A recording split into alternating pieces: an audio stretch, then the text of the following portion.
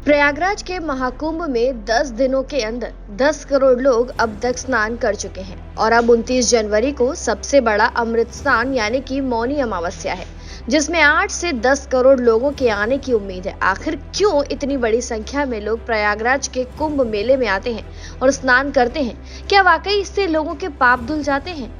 आज हम आपको अपनी इस खास रिपोर्ट में यही बताने जा रहे हैं। मानव जीवन की यात्रा शुरू होने के साथ ही पाप और पुण्य की यात्रा भी शुरू हो जाती है। पाप और पुण्य के साथ ही हर संस्कृति में शुचिता या शुद्धि की भावना भी होती है।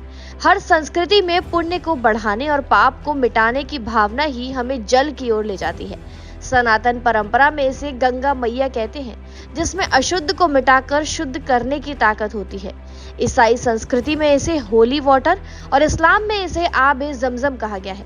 गंगा के जल में इतनी ताकत क्यों होती है कि वो पाप को मिटाकर फिर से लोगों को पवित्र बना सकती है, लेकिन लोगों को ये संकल्प लेना पड़ता है कि वो फिर से पाप नहीं करेंगे और इसी संकल्प के चलते उनके पाप नदी में प्रवाहित हो जाते हैं और आदमी फिर से शुद्ध हो जाता है। आइए जानते हैं इस पर ब्रह्मचारी निर्मल स्वरूप जी महाराज ने क्या कुछ कहा। हमारे यहाँ शास्त्रों में, चूंकि सनातन धर्म अवलंबित है समग्रतया शास्त्रों के ऊपर, जैसा शास्त्र कहते हैं वैसा सनातनी समाज करता आया है। तो शास्त्रों ने पदे पदे कहा है तीर्थ स्नान से व्यक्ति के पाप नष्ट होते हैं। हम सनातन धर्मावलंबी इन नेत्रों को बहुत प्रमाण कोटि में नहीं मानते। हम शास्त्र दृक् हैं, शास्त्र जैसा कहते हैं हम उसको मानते हैं।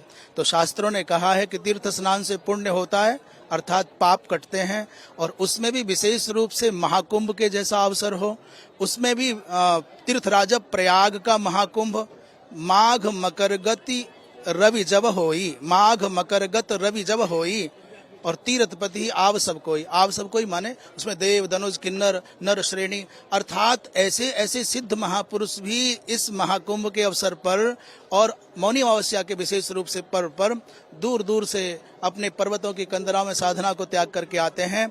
उन महापुरुषों के देह का स्पर्श करके आने वाली हवा भी किसी को छू जाएगी तो भी मनुष्य का कल्याण हो जाएगा। तीर्थों के स्नान से, संतों के दर्शन से, यहाँ दान करने से मनुष्य का पाप कटता है, पुण्य मिलता है, तो बहुत सामान्य बात है। मैं कहता हूँ आमूल चूल परिवर्तन होता है, अर्थात उसके जीवन में दिव्यता आती है, उसके जीवन में पवित्र भारतीय संस्कृति के भावों का नवीनतया जागरण होता है। विष्णु पुराण के मुताबिक कुंभ में स्नान अत्यंत पुण्यदायक है और इससे व्यक्ति विष्णु लोक को प्राप्त होता है। भागवत पुराण के मुताबिक कुंभ में स्नान करने वाला व्यक्ति बैकुंठ धाम को जाता है। अग्नि पुराण के मुताबिक कुंभ में स्नान करने से व्यक्ति के पाप धुलते हैं और वो शुभ कर्मों के प्रति अग्रसर होता है। गरुड़ पुराण के मुताबिक सैकड़ों वाजपेयी यज्ञ भी कुंभ स्नान के 16वें भाग के बराबर नहीं है। ब्रह्म पुराण के मुताबिक कुंभ स्नान से अश्वमेध यज्ञ के बराबर फल मिलता है। अग्नि पुराण के मुताबिक कुंभ स्नान गोदान के बराबर है। आइए जानते हैं इस बारे में स्वामी त्र्यंबकेश्वर जी महाराज का क्या कुछ कहना है। हमारा नाम ब्रह्मचारी निर्मल स्वरूप है। जम्मू में अखिल भारतवर्षीय वैदिक धर्म प्रचार आश्रम और काशी में ईशावास्य मठ, जहाँ पर बच्चे लोग वेद पढ़ते हैं, और ये धर्म संघ हमारा अपना परिवार है। इसी पंडाल में हम लोग इस कार्यक्रम में सम्मिलित हुए हैं। प्रयाग को लेकर के अभी पूर्व में ही महाराज श्री ने भी बताया कि एक विशेष योग बनता है ग्रहों का। जिस समय उस अमृत कलश से जो अमृत की बूंदें पृथ्वी पर गिरी थी, वो विशेष योग के कारण यहाँ पर स्नान करने का महत्व अत्यंत गुना बढ़ जाता है। यद्यपि हमारे यहाँ स्नान एक धार्मिक कर्म है, स्नान मात्र एक जो है मज्जन करने का, शरीर धोने का साधन नहीं है। शास्त्र दृष्टया स्नान अपने आप में एक पुण्य कर्म है। उसका स्नान करने मात्र से भी, विधिवत स्नान करने मात्र से भी, जैसा शास्त्रों में स्नान की विधि बताई गई, संकल्प, देश काल संकीर्त, पूरा अपना नाम गोत्र आदि संकल्प करके जो विधिवत स्नान किया जाता है उसका निश्चित पुण्य होता है। और यहाँ प्रयाग में तो कहना ही क्या है, यहाँ तो गंगा यमुना सरस्वती का संगम है। तो पूज्यपाद दंडी महात्माओं को, सर्वप्रथम पूज्यपाद दंडी महात्माओं को, महाराज जी आपको सबको मिल गया ना। गंगा गंगेति यो ब्रूयात योजना नाम, आइए इधर। हाँ, गंगा गंगेति यो ब्रूयात योजना नाम शतैरपि मुच्यते सर्व पापेभ्यो विष्णु लोकम से गच्छति। स्नान करने की तो बात ही क्या, स्नान करने से पुण्य प्राप्त होता है अथवा पाप नष्ट होता है, इसकी तो कल्पना करना बड़ी दूर की बात है।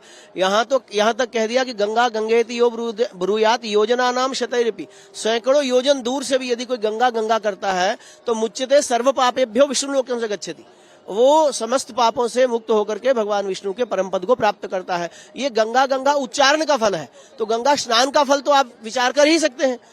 यदि गंगा उच्चारण करने मात्र गंगा गंगा कहने से भी विष्णु पद की प्राप्ति हो जाती है, समस्त पाप से मुक्त हो जाता है जीव, तो फिर स्नान करने का तो कहना ही क्या है। तो इसलिए ये कहना, यदि कोई कहे कि ये मात्र कोई शरीर की मल धोने के लिए ये कोई क्रिया है, ऐसी बात नहीं। ये निश्चित रूप से शास्त्रीय एक पुण्य कर्म है और ये बड़े सौभाग्य से जो है प्राप्त होता है जीवों को। इसलिए अधिकाधिक संख्या में ये जो पावन पर्व है, ये जो समय है, पुण्य काल है, इस काल की अवधि में गंगा यमुना सरस्वती संगम में स्नान करके, और जो विधि है तीर्थ स्नान की, आकर के सर्वप्रथम क्षौर करके मुंडन करके स्नान करना चाहिए। और फिर उसके बाद में अपने पितरों का तर्पण, जो मुख्य तीर्थ का प्रयोजन है, तीर्थ में आते ही सबसे पहले स्नान मुंडन करना चाहिए, क्योंकि तीर्थ में आते ही जितने शरीर में पाप होते हैं वो सब भयभीत होकर के बालों के रोम में आकर के छुप जाते हैं। तो जब हम मुंडन करते हैं तो सबके सब पाप जो है वहां तीर्थ में ही नष्ट हो जाते हैं। तो इस पद्धति को मानते हुए सर्वप्रथम आकर के तीर्थ में मुंडन करना चाहिए। और यद्यपि हमारे यहाँ माताओं को मुंडन करने की विधि नहीं है, एक स्थिति में माताएं मुंडन करती हैं, जब उनके पति नहीं रहते तब माताओं को क्षौर प्राप्त होता है, मुंडन प्राप्त होता है। तथापि शास्त्रों ने तो यहाँ तक भी कह दिया कि यदि एक नव विवाहित स्त्री भी यदि प्रयाग आती है प्रथम बार, तो उसको भी प्रयाग में आकर के अपनी 4 उंगल वेणी जो है दान करना चाहिए, और 4 उंगल चोटी काट करके तीर्थ में देना चाहिए। जो ये विधि है, तो इस विधिवत ढंग से शास्त्र का पालन करते हुए प्रयाग में आए, तीर्थराज प्रयाग में स्नान करें, मुंडन करें और उसके बाद स्नान करें, पितरों का तर्पण करें, ब्राह्मण भोजन करवाएं, यति भोजन करवाएं, महापुरुषों का दर्शन करें, और शेष बच जाए तो अपने पेट की चिंता करें, अपने धन को सत्कर्मों में लगाएं, क्योंकि यही धन हमें सदगति भी दे सकता है और यही धन हमें दुर्गति भी दे सकता है। तो यह धन धर्म के मार्ग में लगेगा तो सदगति का माध्यम बन जाएगा, यही धन जो है यदि कुमार्ग पर लग जाएगा तो दुर्गति का मार्ग बन जाएगा। इसलिए कम से कम समय में तीर्थ रह करके ज्यादा वास करने में भी कहीं कहीं शास्त्रों में दोष माना गया है, क्योंकि यदि हमारी इंद्रियां संयमित नहीं है, हम अपने आप को संयमित करके नहीं चलते हैं, तो पदे पदे जो है पाप होने का भय होता है। इसलिए संयम रख करके जो व्यक्ति तीर्थ का वास करना चाहता है उसे विधिवत पालन करना चाहिए, और जो संयम नहीं कर सकता वो शीघ्र अतिशीघ्र आए, शास्त्र की जो विधि बताई है उस विधि से आकर के मुंडन करके स्नान करे, तो पितरों का तर्पण करे, श्राद्ध करे, ब्राह्मण भोजन करवाए, महात्माओं का दर्शन करे, सत्संग प्रवचन सुने और अपने जीवन को धन्य बनाए। प्रयागराज के संगम पर आयोजित होने वाला महाकुंभ सिर्फ एक धार्मिक आयोजन ही नहीं, बल्कि एक साथ एक जगह पर एकजुट होने की परंपरा है। पुरानी पीढ़ी से नई पीढ़ी को मिलाने वाली विरासत है। ये विरासत अलग अलग समुदाय और वर्गों में बंट रहे समाज को फिर से एक साथ आने को प्रेरित करती है। सनातन धर्म में पुराणों का बहुत महत्व है और 18 पुराणों का सार यही है कि आप यदि किसी के साथ परोपकार करते हैं तो आपको पुण्य मिलता है, और यदि आप किसी को कष्ट देते हैं तो आपको पाप मिलता है।